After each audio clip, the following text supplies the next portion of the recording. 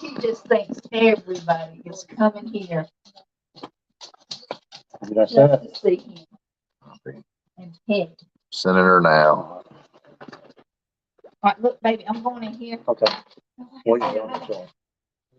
They said 1 o'clock for 1 o'clock. I gotta get up at 1. What? Yeah. Do it right now. In fact, do it for 12:30. And I'll sleep at 1.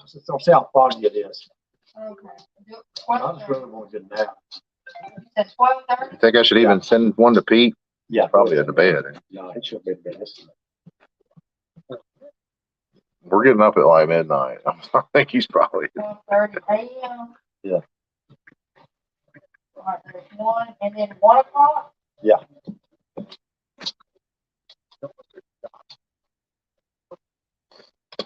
Well, let me make sure they go back, make sure they both say 8 a.m. All right, so that's gonna come first, 12:30 and then. Get on the Wi-Fi? No, but I figure we'll just both be on yours. Oh, okay. And I'm gonna turn it 5 a.m. off. Volume down. Might be my volume. Oh, there you go. Come on, you go. Grab it. You got a chair? I don't think so. You got a 5-gallon bucket? Um, I'll just sit back here. We already got 10 people on here. You good? I'm good. So, we are live, right? Yeah, we're live. How did we only get 10 people on here? Because I went live like 2 minutes ago. Oh, okay. So we'll see comments here. What's going on, everybody? What's up, Russell? We're heading out in the morning. We're going out with Pete Malick offshore fishing. We're gonna do some bottom fishing, and so we're gonna try to do a quick show. There we go. We're gonna try to do a quick show tonight. Ready to go? And my dog is loving JR right now. He won't leave him alone. Copper, be Where's good. the camera on this thing? Up top. Put a hog in it, man. What? Oh, I thought you were Is that right there. what is that, a light or a mic? It's a light. Oh. You gonna stay on your knee all the time? Yeah, well, for a minute. My back kills me. So Me and a friend of mine, I don't want to name his name. I don't think he wants anybody to know, but so we went out to Norman Sunday morning and fished all day, and we started out a little south of Hager Creek there and started zigzagging the main channel, marking fish, and marked loads of bait, loads of fish in certain areas, and we set a waypoint on the area that we marked all that in, and we kept going upriver, we went all the way to marker 21, doing nothing but graphing. We didn't do anything but use our graph to mark big schools of bait, big schools of fish. And we ended up with about 8 or 10 really good areas, that's what's awesome about this hybrid fishery on Lake Norman is, Lake Norman has the biggest stockings in the state of the hybrids and copper stop. so they're pretty much everywhere. They'll be, in the main channel feeding on alewives. They'll be up shallow, 30, 40 feet of water feeding on threadfin. Anytime you see the birds hammering, most of the time that's what they're feeding on is the threadfin. We caught one in about 30 feet of water. Some birds were hammering. Went up there, trolled some A-rigs through them, and as soon as we got the fish in the boat, a couple of the fish caught 2 at one time, and they were spitting threadfin out in the boat. About 3-inch threadfin, yeah. Really? Yeah, and but the ones that are out there in the main river channel are feeding on the alewives. So I wonder if, and we didn't catch enough to have, a good sample size, but I wonder if the fish that are feeding on the alewives are bigger than the fish that are feeding on the threadfin, or vice versa. That would be an interesting study for somebody to do. We'd have to see there.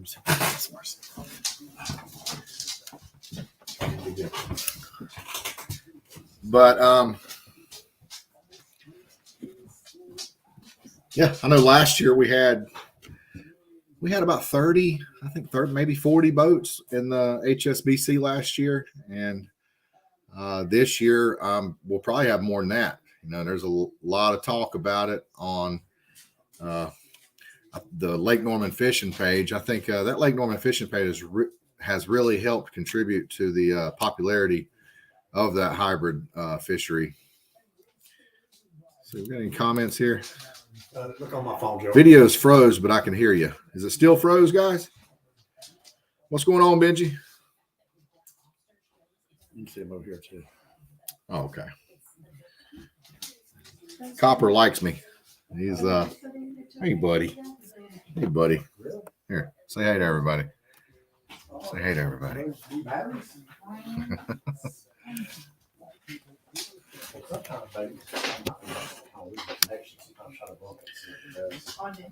But I think a lot of the striper fishermen, the old striper fishermen that are now targeting the hybrids on Lake Norman, I think we have a hard time with downsizing our baits enough. And I think that a lot of us still want to use those 4 and 5 inch, even 6 inch, swim baits. And not that they won't hit those, but I feel like those are much too big for a hybrid. I don't even know if I should send Peter an invite. He's probably in the bed. He's not commenting, so he's probably asleep. So. Mercer, you're not seeing any comments? I can see the comments. It says we got 17 people watching. But is anybody in here that is thinking about fishing the HSBC on Norman next weekend? Peter Malik has won it 2 years in a row. I think the tournament the tournament's only been going on 2 years.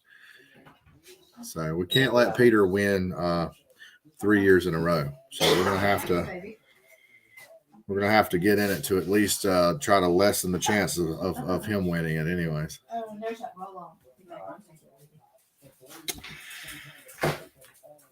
So yeah, I guess I'm gonna fish it. Haven't decided if I'm gonna bring any live bait or not. Always use live bait, brother. Well, you would think that live bait would outperform artificials, but in the wintertime when they're stacked up in these schools, they kind of got all the bait that they want. Because anytime you mark a bunch of a big school of hybrids, you're going to be marking big pods of bait as well.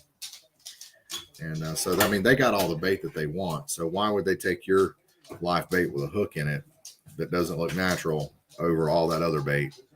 But if you rip an A rig through them at 2 miles an hour, that's right, you get that reaction bite. So I think that's the biggest reason why you're going to outperform the live bait guys. Plus, you're going to be covering a lot more water. And something I was thinking about today, I was talking to a friend of mine that's a bass fisherman, and we were talking about the hybrids on Lake Norman, and he was like, "Well, man, can you not get underneath them? Conventional wisdom, tells you that the bigger fish are going to be, underneath. The smaller fish are going to be getting to your baits faster than the bigger fish. If you could figure out a way to get your baits down, below all of that action, you can get some bigger fish." I don't think that's necessarily true when it comes to the hybrids. Exactly, because it's such a put and take fishery. When they started the tagging program, I think that they realized that most of these fish are getting harvested. So it's not like Lake Murray, for example, where they're stocking 1 million a year. Some of those fish are getting left over and they're getting bigger. So that's true on Murray, but on Norman, I think most of them's getting harvested, and hybrids really don't live. I don't know, 5 or 6 years, I think, anyways. So I don't think that strategy is really going to help you much. I think that you can probably, and that's the thing about the hybrids, is they're everywhere. Like I said, I started downriver in 80 feet of water and was marking them suspended in giant schools. That was an 11-pound hybrid. Chip messed it up a little bit. That's awesome, dude. Clarks Hill. Yeah, he's got an 11-pound hybrid on his wall. I always thought that was a largemouth. No, I'm just kidding. I knew I could see it in the video. 2015. Oh, Russell says this is the 5th tournament. Okay, I was thinking it was the 3rd one. Yep, Russell. I saw Russell out there Sunday. He was out there doing a little scouting. I told my buddy, when we went out there, I was like, man, let's just don't even go to fish. I mean, people go fishing and they want to do what's comfortable. They want what's in their comfort zone. They just want to go out there and they do what they know works, just go catch fish. I told my buddy, I said, I don't care if we don't catch anything. I said, let's ride around and try to mark some fish and let's try some new tactics. Let's not use what we know works. Let's use some new stuff. Let's try some new stuff.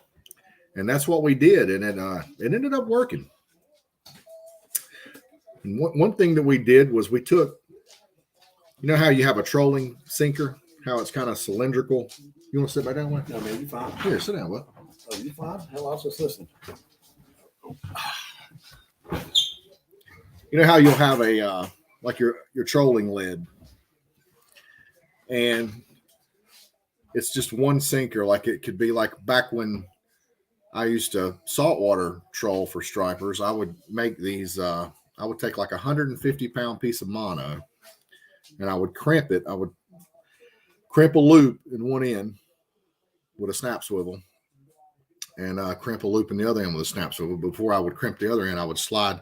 If I wanted to use an 8-ounce rig, I would slide 4 2-ounce egg sinkers on it, and then I would crimp it.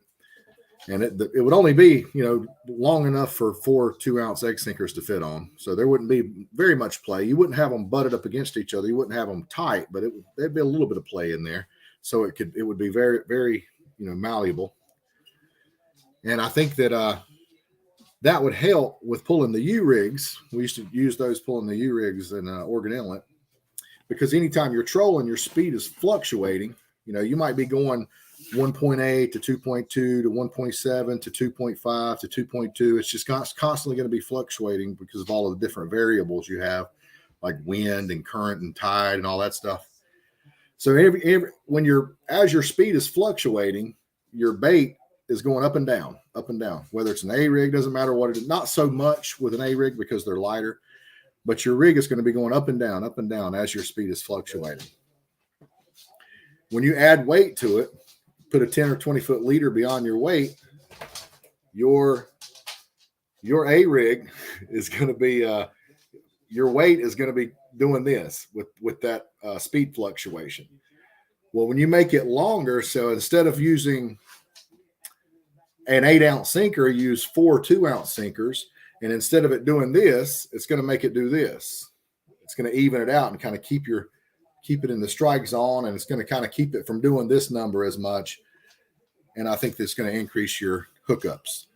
Now, in hybrids, you definitely don't want to be using 8 ounces of sinkers when you're adding trolling weights to hybrids. But let's say you want to use 2 ounces. So you would use that technique, but instead of using 4 2-ounce sinkers, you would use 4 half-ounce sinkers to achieve 2 ounces. There he is. Look here. JR's got a new friend. He's wanting to play now. Look at him. A big old mouth. So, yeah, we were just out there experimenting with different weights, different trolling sinker setups, and marking fish. He's fine. He's fine. But, yeah, it's gonna be a big tournament. I got Wes thinking about getting in it. Nah, I ain't going to Lake Norman. I wouldn't know where to You'd start. fall in love with Lake Norman. Has it got 30, 40-pound striper in it? They used to. No, I tell you, hybrid fishing fun. One of the biggest hybrids I ever caught. I caught a 9-pound hybrid in Russell, and dude, it was a beast. I thought I had a striper. I thought I had a big striper on. But we're going offshore in the morning with our buddy Pete. Pete must have hit the bed on us early. We were going to try to get on here about 8:30, but we run a little bit late and went and grabbed something to eat. So yeah, I was late getting here. I hit some traffic and there was a wreck or something. Ended up being about a half hour late and kind of threw us behind. I got a question. Now on the computer we're showing 21 people, right? Yes. On my phone I'm showing 5. What's the? Well, I think this is accounting for YouTube as well, maybe. Oh, so we got more viewers on YouTube than we do on Facebook, I don't know. or is this just on my page? People's just It five. might just be your page. Yeah. But I clicked on JR. I clicked on your name. Let's see.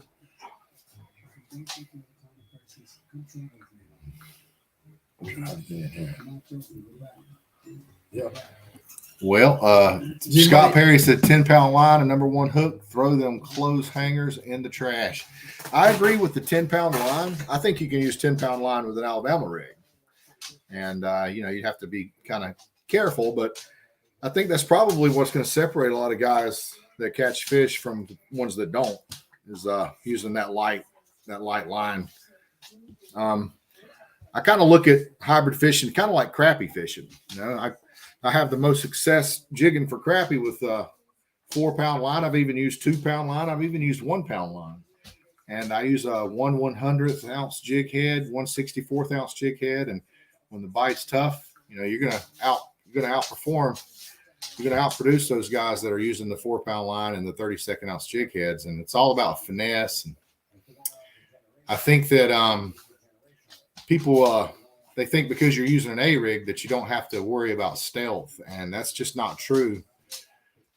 I think that you're getting a reaction strike from the A rig, but the using a fluorocarbon leader with a light small diameter leader is definitely going to help increase your chances of getting hooked up.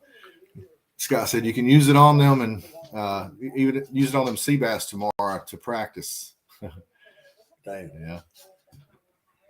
Let's see. Heard about the wreck on 95 southbound. Bad one. Okay. I might have, that might be some of the reason I hit some of that traffic out there.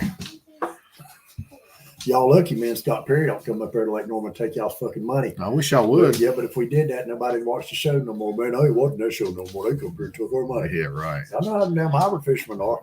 Y'all be hating like hell. Well, you got a buddy. We are going to go.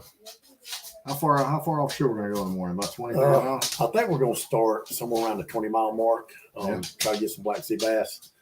And then from there, I think we're going to ease on out, maybe troll for some kingfish and going out around the tower, right past the tower, and try to get some beeliners and maybe some amberjack.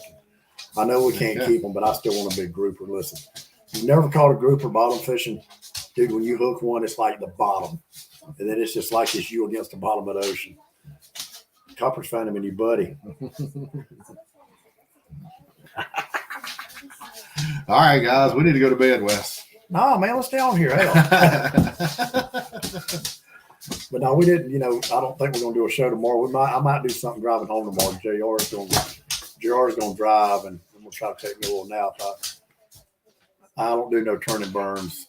I told Lori was thinking about, I was going to drive down in the morning, and go fishing and just get me a room tomorrow night, get some sleep, come home Wednesday. And then JR said something about just coming here and riding with me. So I guess we're going to do what, a turn and burn, as you call it? We're going to turn and burn, baby. We're going to go turn fishing. West on to the turn and burn. I'm going to have him turning and burning. No, I'm going to be turning and burning, sleeping in that truck. You're still doing a turn and burn. Oh, okay. As long as I ain't driving, we can burn all you want to. That's right. And for what it's worth, I just bought a new Chevrolet and the damn check engine lights on it. Come on tonight. Brand new. Brand hammer new. 1,000. I got about 1,000 miles on it now, and the damn check engine light came on. So maybe I should have stayed with Dodge. Hell, at least I had about 20,000 on it, and all I had issues with was the damn radio. There are you? Are you? Y'all having a good time? Yeah, we are. But anyway, but yeah, we're gonna go out with Pete tomorrow. Let's see. I ain't even checked. Let's check weather right quick. See what we got tomorrow. You want to check wind finder or fish weather? See what wind finder says. See how close they are. Rappahannock Shoals, Frying Pan Tower. Monday, Tuesday. We're gonna have. Damn, I don't know what Pete was looking at. 1 to 2 mile an hour waves, 3 foot at 11 seconds. That ain't bad. Let's see what fish weather's saying. Fish weather's got us at, let's see, Frying Pan Shoals. Where's Frying Pan Tower at here? No, it's here we go. Frying Pan Shoals, Tomorrow, as of right now, 2.5, 2.7, 11 seconds apart. Damn, Jordan, wind. The highest it's going to be is at 1 o'clock in the morning. That's going to be about 8 miles an hour. So, yeah, the ocean looks good. So, anyway. Good night, everybody. Good Thanks night. for coming by. We might do a little something tomorrow on the way home. Let y'all know what we caught. Maybe have some pictures to put up. Let's see, Thomas J. Walker said, signal bad here. What y'all having a sleepover? Yeah, we're having a sleepover. David Murphy said didn't, but that's crazy. Lee Huffman said, good luck, guys. Get out there and get them. Good night. Be careful. Scott Perry said, they're on the saltwater show over. What he said? They're on the saltwater show over. Oh. All right. Good night, everybody. We'll talk to y'all later. Scott, I'm going to call you here in a minute, buddy. Good night. See ya. Tell them bye, Copper. Copper, tell them bye. See, he said bye. All right. Good night.